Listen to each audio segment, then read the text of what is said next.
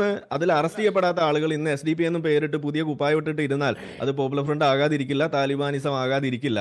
അപ്പൊ നിങ്ങൾ മുന്നേ ചെയ്തിട്ടുണ്ടോ എന്ന് ചോദിച്ചിട്ട് വെറുതെ അത് വെളുപ്പിക്കാൻ നോക്കണം. മുന്നേയും നിങ്ങൾ ചെയ്തിട്ടുണ്ട്. ഇവിടുത്തെ സിനിമ തിയേറ്ററുകൾ അടക്കം നിങ്ങൾ ഇവിടെ കയ്യേറാൻ ശ്രമിച്ചിട്ടുണ്ട്. സിനിമ പോസ്റ്ററുകൾക്ക് നിങ്ങൾ കരിയോയിൽ ഒഴിച്ചിട്ടുണ്ട്. ഇതെല്ലാം നിങ്ങൾ ചെയ്തിട്ടുണ്ട്. അപ്പൊ സദാചാര ഗുണ്ടായിസം നിങ്ങളുടെ രക്തത്തിലുള്ളതാണ്. ഈ പറയുന്ന താലിബാനിസം നിങ്ങളുടെ ചോരയിലുള്ള സാധനമാണ്. അത് ഇല്ല എന്നൊന്നും പറയണ്ട. അതൊന്നും ഇവിടെ ചെലവാവില്ല. നിങ്ങൾ ഇടയ്ക്കിടെ പുറത്തിറങ്ങിയിട്ട് മറ്റ് ചാനലുകളിലൊക്കെ വാ, അപ്പോഴാണ് നിങ്ങൾക്ക് ഇത് ബോധ്യമാവുക. നിങ്ങൾ വിളിക്കുക, ഞാൻ വരാലോ. ഈ കേസ് തന്നെ വ്യാജമായ കേസാണ്, അന്യായമായ അറസ്റ്റാണ്. ഇത് CPIM-ന്റെ നിങ്ങൾക്ക് അറിയാമല്ലോ. അതായത് 40 വയസ്സുള്ള സ്ത്രീ റഹീസ് എന്ന സുഹൃത്തുമായി സംസാരിച്ചു കൊണ്ടിരിക്കുന്നു. അവിടേക്ക് 3 പേർ എത്തുന്നു.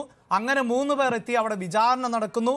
ഈ യുവാവിനെ തടഞ്ഞു വെക്കുന്നു, ബലം പ്രയോഗിച്ച് മൊബൈൽ ഫോൺ വാങ്ങുന്നു, ടാബ് അടക്കമുള്ളവ വാങ്ങുന്നു. പിന്നീട് ഒരു വലിയ വിചാരണയുടെ ഭാഗമായി അവരുടെ രക്ഷിതാക്കളെ അടക്കം ഒരു പാർട്ടി ഓഫീസിലേക്ക് വിളിക്കുന്നു. അതൊന്നും ഈ കേരളത്തിൽ ഒട്ടും പുതുമയുള്ള സംഭവമല്ല. അതിലൊന്നും ഒരു കുറ്റവും താങ്കൾ കാണുന്നില്ല എന്നാണ് പറയുന്നത്. പച്ചമലയാളത്തിൽ താലിബാനിസം എന്ന് വിളിക്കുക, അതേ ഇവിടെ ശ്രീമതി പറഞ്ഞിട്ടുള്ളൂ. അതിനെ നമ്മൾ പിന്താങ്ങുക തന്നെയാണ് ചെയ്യുന്നത്. ഇനി ഇതിലൊരു കാര്യം കൂടി, ഇതിൽ ഇസ്ലാമിക ഭീകരത എന്ന് പറയുമ്പോൾ ഇസ്ലാമിൽ ഇതിന് എന്താ ബന്ധം എന്നുള്ളൊരു സംശയം ഉണ്ടാവുമല്ലോ. അതുകൊണ്ട് ഞാനത് പറയാണ്. സത്യത്തിൽ ഇവിടെ മതത്തിനെ വലിച്ചഴക്കേണ്ട കാര്യമൊന്നും ഉണ്ടോ എന്ന് ചോദിച്ചു കഴിഞ്ഞാൽ ഇല്ല. പക്ഷെ നമ്മൾ പറയാതെ പോയാൽ അത് ശരിയല്ല. അതുകൊണ്ട് ഞാൻ പറയാണ്, ഇസ്ലാമിൽ കൃത്യമായിട്ട് പറയുന്നുണ്ട്.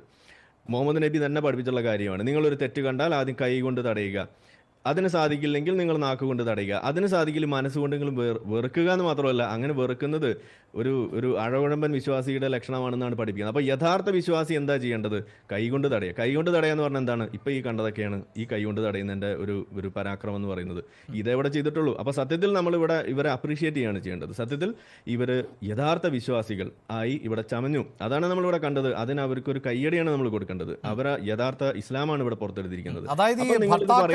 അല്ലാത്തവരോട് സംസാരിക്കരുത്, അങ്ങനെ സംസാരിച്ചാൽ അതും കുറ്റകരം എന്ന നിലയിലാണ് ഇതിനെ കാണേണ്ടത്. തീർച്ചയായിട്ടും. ഇപ്പം ഞാനിത് പറയുമ്പോൾ ആ സംശയം വന്നല്ലോ. അത് തന്നെയാണ് ഇതിൻ്റെ കുഴപ്പം.